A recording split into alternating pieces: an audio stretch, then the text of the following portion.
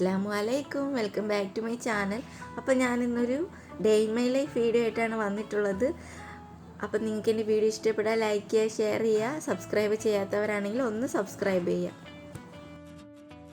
അപ്പോൾ ഞാൻ ആദ്യം തന്നെ കിച്ചണിലേക്ക് വന്നിട്ട് ഫ്രിഡ്ജിൽ നിന്ന് വെജിറ്റബിൾസൊക്കെ ഒന്ന് പുറത്തേക്ക് എടുത്ത് വെക്കുന്നുണ്ട്. ഇത് ഞാൻ തലേന്ന് രാത്രി കട്ട് ചെയ്ത് വെച്ച വെജിറ്റബിൾസാണ്.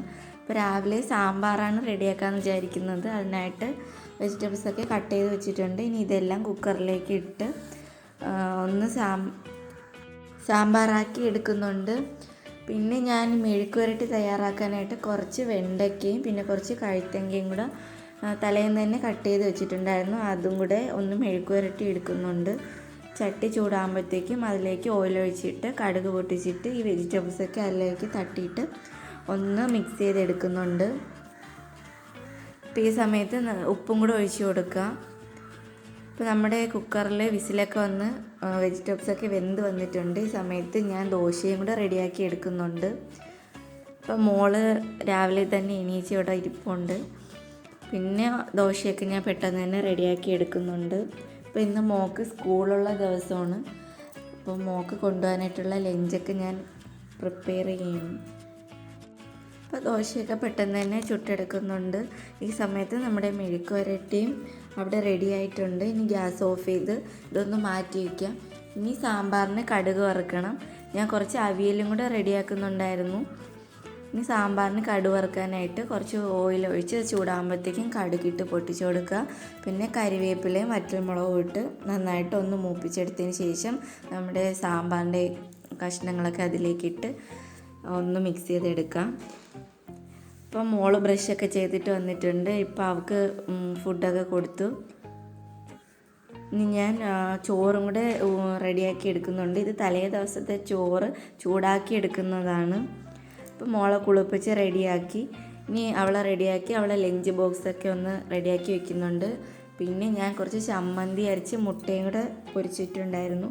അപ്പോൾ അവൾ റെഡിയായി. ഇനി അവൾ പോയതിന് ശേഷമാണ് ഞാൻ ചോറിന് വേണ്ടിയിട്ടുള്ള വെള്ളം അടുപ്പിൽ തീ എത്തിക്കും. പിന്നെ അരി കഴുകി അതിലേക്ക് ഇട്ട് കൊടുക്കും. പിന്നെ നമുക്കിന്ന് നെത്തോലിയാണ് കിട്ടിയിട്ടുള്ളത്.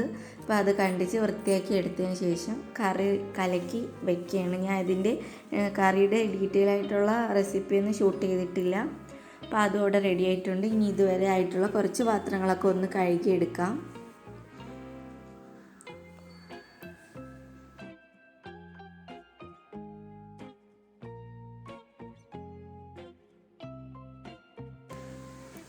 ഇപ്പോൾ പാത്രങ്ങളെല്ലാം കഴുകി എടുത്ത് വെച്ചിട്ടുണ്ട്. ഇനി കുറച്ച് മീൻ പൊരിക്കാനും കൂടെ വെച്ചിട്ടുണ്ടായിരുന്നു. അതും ഇവിടെ റെഡി ആയിട്ടുണ്ട്. അപ്പോൾ നമ്മുടെ കുക്കിങ്ങും ക്ലീനിങ്ങും ഒക്കെ കഴിഞ്ഞിട്ടുണ്ട്. ഇനി നമുക്ക് പിന്നെ അടിച്ച് വാരണം. തറയൊക്കെ ഒന്ന് അടിച്ച് വാരിയതിന് ശേഷം കൗണ്ടർ ടോപ്പ് ഒന്ന് സോപ്പൊക്കെ ഇട്ട് കഴുകി എടുക്കുന്നുണ്ട്.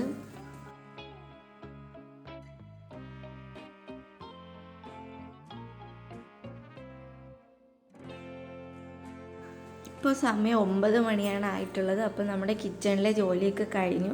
ഇനി കുറച്ച് റൂമിലും ഹാളിലൊക്കെ കുറച്ച് വലയാപ്പൊടി അതൊക്കെ അടിക്കാനുണ്ടായിരുന്നു. അതൊക്കെ പൊടിയൊക്കെ നന്നായിട്ട് തട്ടി തൂത്ത് തുടച്ചെടുക്കണം. അപ്പം ഞാൻ അതൊക്കെ ചെയ്യുന്നുണ്ട്. ഈ റൂം റോഡിൻ്റെ സൈഡിലായതുകൊണ്ട് എപ്പോഴും ജനലിലൊക്കെ നല്ല പൊടിയായിട്ടാണ് ഇരിക്കുന്നത്. അതുകൊണ്ട് ഇടയ്ക്കിടയ്ക്ക് ഇങ്ങനെ പൊടിയൊക്കെ തട്ടിയെടുക്കണം. പിന്നെ ബാക്കിയുള്ള സ്ഥലങ്ങളൊക്കെ തൂത്ത് തുടച്ചൊക്കെ എടുക്കുന്നുണ്ട്.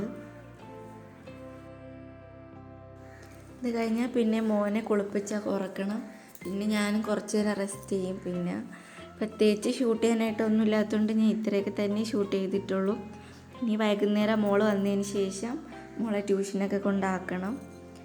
അപ്പം നിങ്ങൾക്ക് എൻ്റെ വീഡിയോ ഇഷ്ടപ്പെട്ടെങ്കിൽ വീഡിയോ ഒന്ന് ലൈക്ക് ചെയ്യുക. ചാനൽ സബ്സ്ക്രൈബ് ചെയ്യാത്തവരാണെങ്കിൽ ഒന്ന് സബ്സ്ക്രൈബ് ചെയ്യുക. Thank you for watching my video.